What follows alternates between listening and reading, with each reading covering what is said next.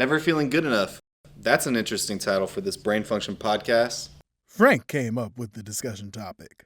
Apparently, it's an important factor in evaluating good mental health. Many birds and people alike struggle with feeling inadequate or like they're never good enough. I think it's a great idea to discuss it. Personally, I think it's a ridiculous idea. Oh, I agree that there are those that will never be good enough. But on this brain function podcast, how am I, of all birds, supposed to relate to such a foreign and unimaginable concept?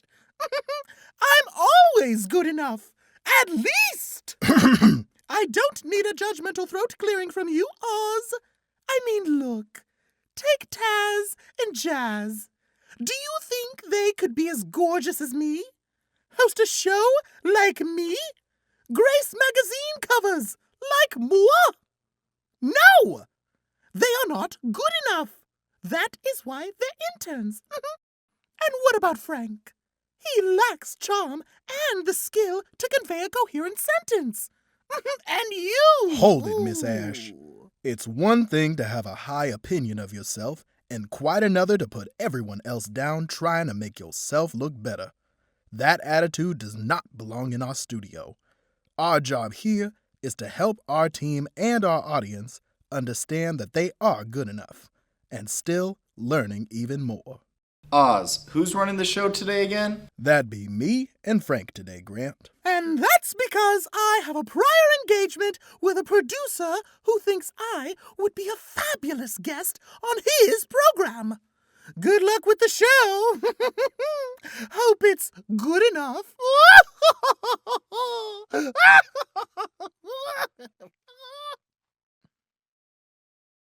Morning, Oz. Gee, Miss Ash seemed in a real tear to get somewhere, didn't she? Ash is who Ash is. Now, let's talk about today's program. How did you come up with this idea, Frank? Well, I recently watched a documentary that had some horrifying statistics. 70% of young females never feel good enough. By age 17, many young males never feel good enough either.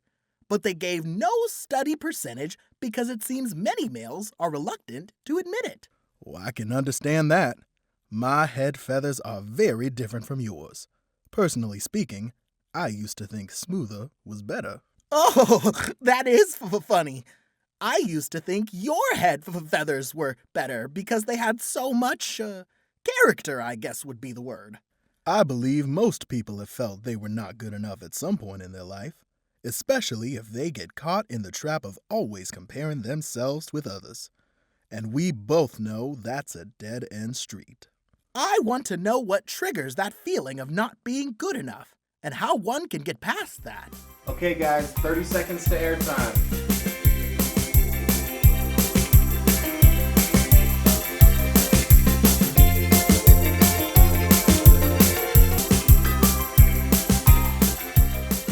Welcome to the Brain Function Podcast. Today's topic is about never feeling good enough. My favorite genius, Dr. Taylor, has agreed to chat with us today, and I have been collecting questions on this topic. Dr. Taylor is on Zoom. Welcome, Doc. This may be a personal question. Oh, who am I kidding? I know it's a personal question. But a listener asks, have you ever felt like you weren't good enough? Actually, yes. Here's just one example. My mother was an artist. When I was a little girl, I tried drawing pictures.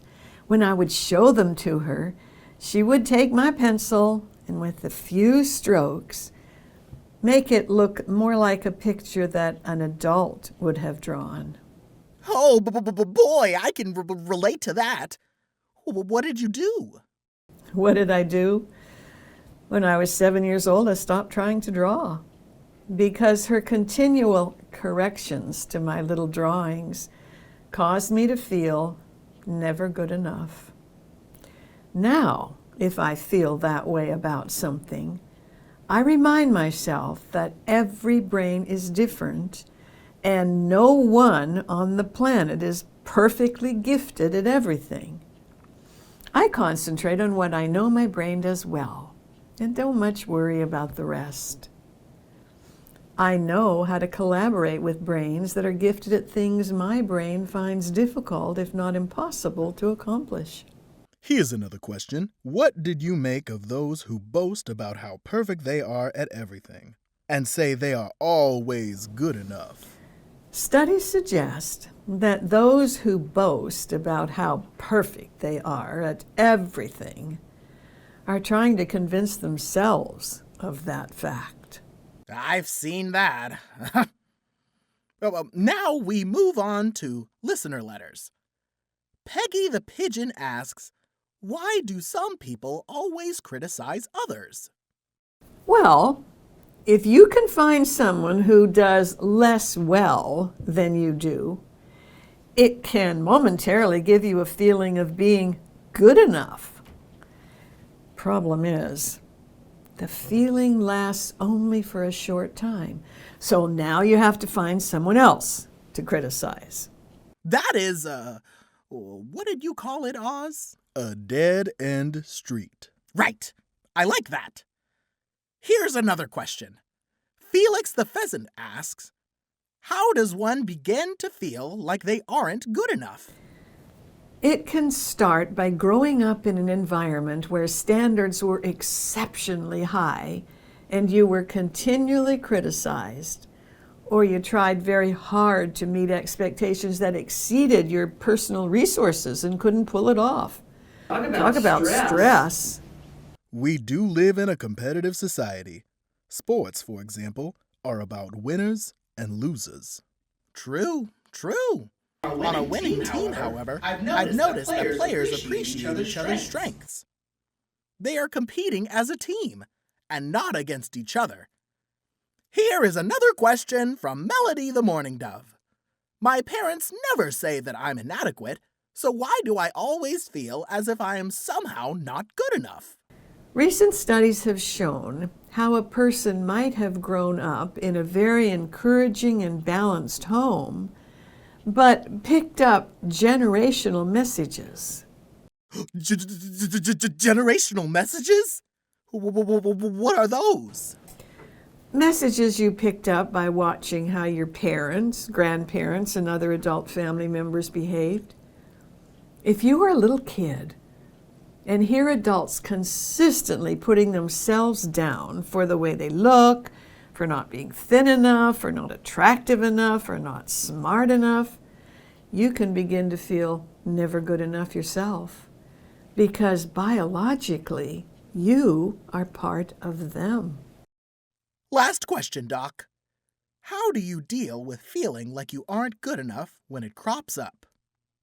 I tell myself, Arlene, none on this planet is flawless. Arlene, you are good enough in this minute, on this day in your life, and you are getting better. Oh, boy, that's very good. I can hardly wait until we talk again. This turned out to be an excellent topic, Frank. Great choice. I think it's time to sign us off. All righty, Oz. Thank you for watching this episode of the Brain Function Podcast. If you have ever felt like you weren't good enough, I hope today's program will help you look at that in a new and healthier way.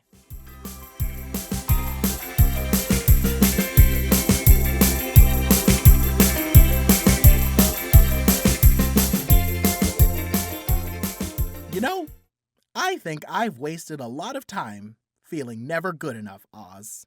Many likely have. What are you going to do about it? What do you think I'm going to do about it? Take a page out of Doc Taylor's book, that's what. Sounds like a plan, Frank. Sounds like a plan.